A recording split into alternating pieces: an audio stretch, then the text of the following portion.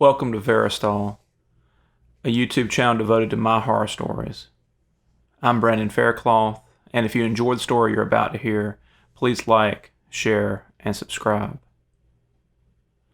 Before we begin today's story, I'd like to mention that my latest book, The Joker's Wild, is now available. You can find links to it as well as all of my other books in the description down below. Today's story is called Knife Control. Samantha, if you're reading this, well, we know how that line goes. I hope I died of natural causes at a ripe old age and you are happy, safe, and surrounded by a large family that loves you as much as I do. But if this is ever delivered to you, then however happy or full your life may be, you are not safe. Because you receiving this letter can mean only one thing. The stranger is still hunting us. I never got along with your Aunt Becky, even before your mother died, but I don't think she is a bad person. If I was in her shoes and my 14-year-old niece was being raised to defend themselves against some unknown boogeyman, I might try to get custody too. And at the time, I didn't fight it very hard. Not because I didn't want you. No, never that. Watching for the stranger for years, I was tired, and I convinced myself you'd be safer far away from me. It would give you a break from my constant paranoia, and give me a chance to try to finally end this thing without worrying about you getting hurt in the process. The problem is, I failed. If you're reading this letter, I never figured out how to stop the stranger from coming back, and either it or the world wound up eventually killing me. And if that's true, then it means that I failed you too. All I can leave you are some final words of advice in a dead man's letter, and for that I'm very sorry. I do hope this letter will be of some use, though. It will give you something tangible to look back on when I'm nothing but a memory. Because you cannot afford to ever forget or trick yourself into thinking this was all just something your crazy father made up when he was alive. I don't think you'd ever do that, though. So the last reason is this. You can't ever let yourself think it's over, because it is never, ever over. It always comes back. I know I tried to act hopeful when you were younger, but that was a father leavening the truth with a bit of mercy and optimism, rounding off the rough edges. But a rough edge can kill you, and the time for treating you like a child has passed. So from here on out, you only get what I know, not what I hope or wish were true. The thing we call the stranger started stalking our family back in the early 1800s. There are several theories about how it began that I've heard over the years. It was a side effect of some ancestor's deal with the devil. It was the result of someone killing the entity's master or family or pet dog. It was the practical effect of a curse that had been placed on our family for some real or imagined wrong. This last one has a bit more traction in the family than the others, though whether it's because family knows something I don't, or because it is the version that makes it less likely our ancestors were assholes, I don't know. I think an equally likely hypothesis is that we don't know why the stranger hunts us, and we never will. It's like the surfer asking if the shark that attacked him had some deep and abiding grudge against the company that made his board. Shit, man, probably not. That shark is just sharking, and you had the bad luck to cross its path. And in the end, does it really matter? The stranger is still coming whether you understand its motivations or not. So setting that aside, let's go over again exactly what it hunting us looks like. First, it takes on the appearance of others. It does this by killing them and then taking their place. While there is usually a fairly short time gap between when it replaces the person and when it tries to get us, I have known it to wait several days between replacing someone and beginning to hunt us in earnest. It is very intelligent, and can pass for the person it is mimicking in most situations, up to and including even having some of their memories and habits. When I was in my late 20s, before I met your mother, I had a diner I would always go to. Good food and cute waitresses. There was one in particular I always talked to and had known for almost a year. Then one night she jumps me. After it's all over and police find the real girl's body, I learned she'd been dead for over 4 days. The stranger had waited on me twice since then, chit-chatting and seeming perfectly normal. I had never noticed the difference until she reached for the back of my neck. The touch is a gift to our family, but an unreliable one. If the stranger touches you, even for just a second, you will get the worst rotten meat smell in your head for the next several minutes. I say rotten meat, but it's worse than that. Nothing else quite like it. It's a great warning system, but the major flaw is it doesn't help you until it's already touching you. It's not really a smell at all, you see. It's just how your mind processes the feeling of something so wrong, so near. Ideally, the stranger would never touch you. But nothing is ideal, and the reality is that despite my best efforts, as I write this, I still have no idea how to permanently kill this thing.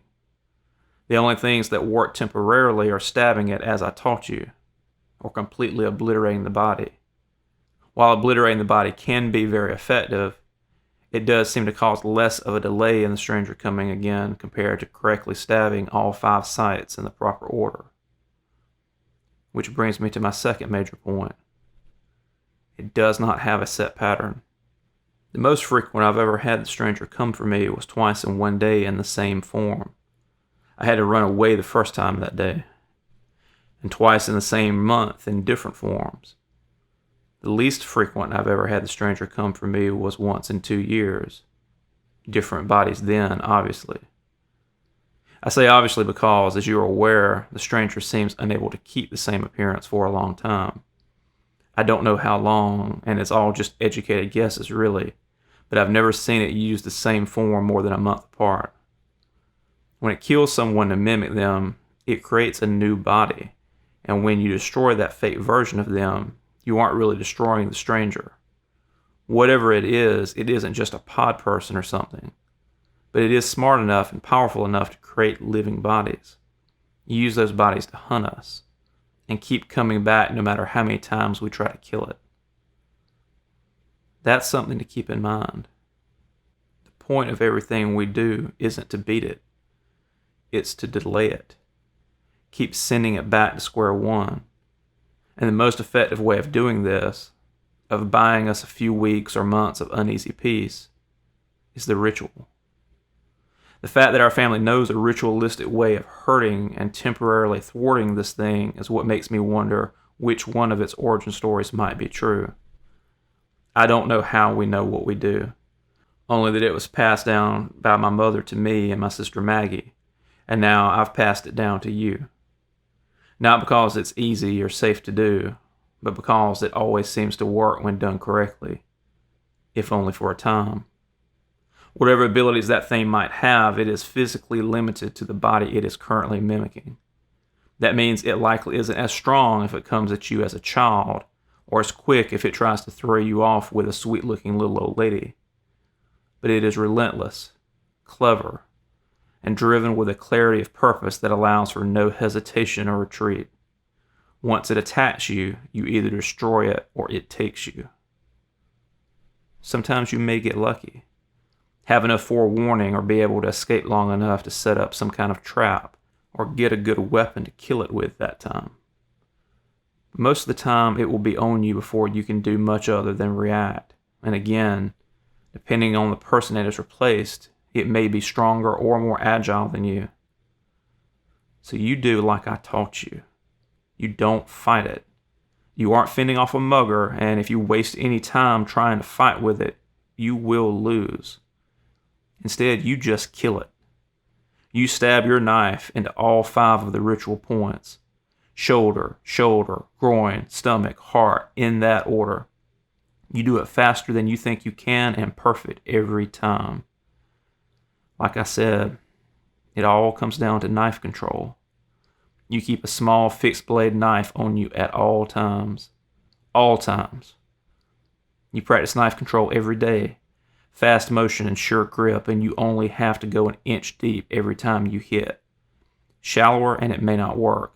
Deeper and you're wasting time and risking blade drag on the wound. You do not vacillate or hesitate. You look at the knife not as a tool or even a part of your hand. You look at it as an extension of your will to stay alive. And if you do it right and you do it quick, it will be losing its grip after the first puncture. By the third, it will be trying to get away. And after the fifth, it'll just be gone, like it was never there at all. At least until it comes again.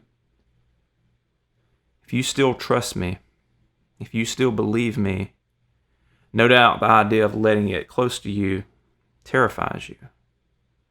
It does me too. But it is necessary some of the time. You can't carry an axe or flamethrower in your day-to-day life, and you can't rely on others for help, as it always waits until you are alone. You think you could just stay in groups, but that's not practical long-term, and even if it was, it would be a mistake. It'd just be a different version of going to a cabin and avoiding everybody out of fear one of them could be the stranger. Either way, you'd be letting it make you a prisoner in your own life. I'm not saying I was the best father, but despite what Becky might claim, I tried to give you a good and normal life. Yes, I taught you how to be aware and watchful, how to protect yourself, not just from the stranger, but from all the dangers of the world. But I also try to teach you to live and enjoy your life rather than just spending all your time worried and afraid. It's not an easy thing to do for anyone, particularly if you have a shadow like this looming over you all the time. But it is the most important thing I can teach you. Remember, you're fighting for your life, so make sure you live a life worth fighting for.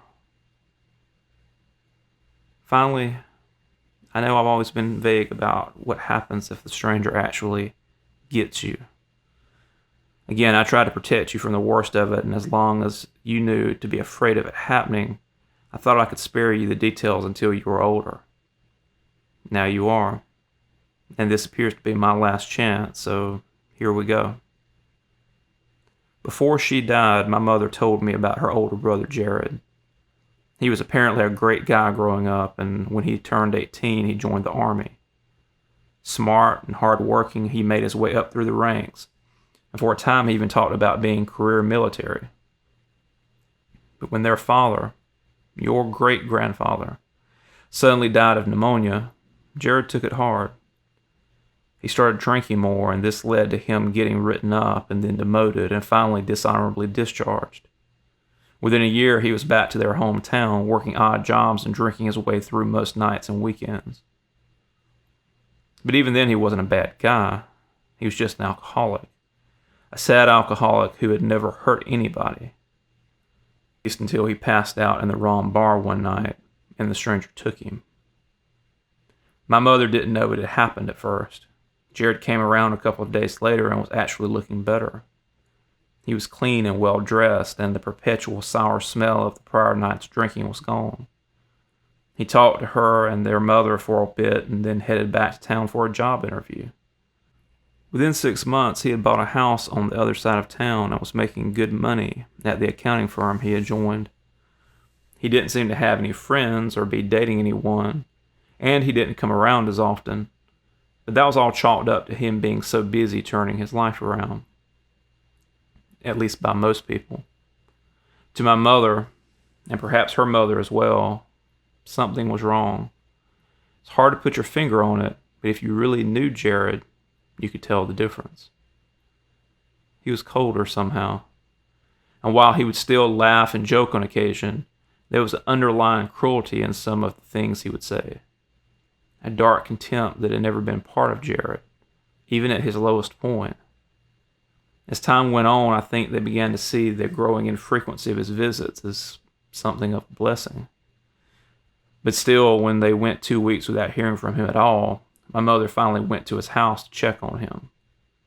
That's where she found his body, torn to shreds and defiled on the living room rug. When the police came, they said he'd been dead for several days. Some of the people in the attic had been dead far longer.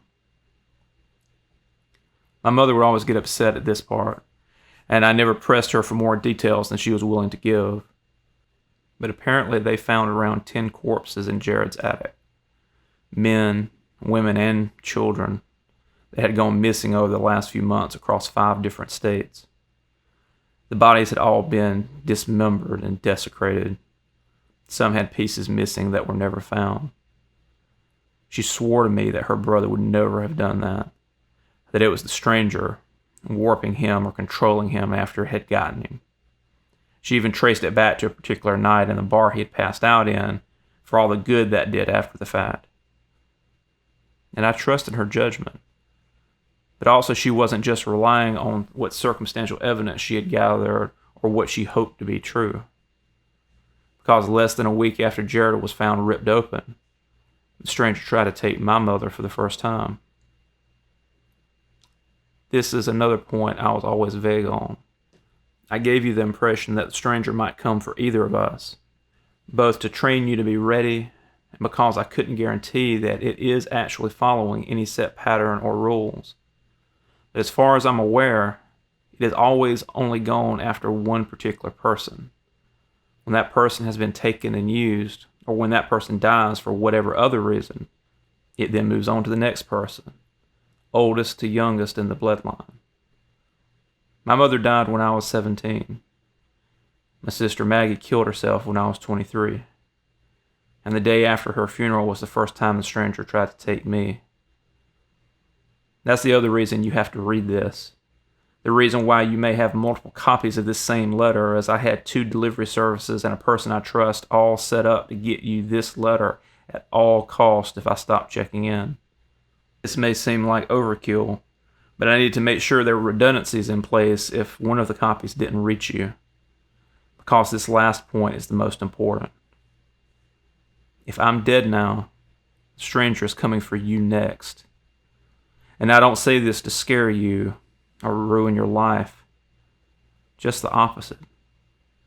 You are the best and most important thing I ever did in this world. And I love you so much. And I want you to be safe. I'm sorry I didn't stop it. But maybe you will. Or if not stop it, at least survive it. You are so smart and strong, and I know you can do it. Goodbye, sweetheart. Watch everyone. Thank you for listening. If you enjoyed this story, please like, share, and subscribe. And for more information about my books, as well as news and updates, visit Verastahl.com. Until next time.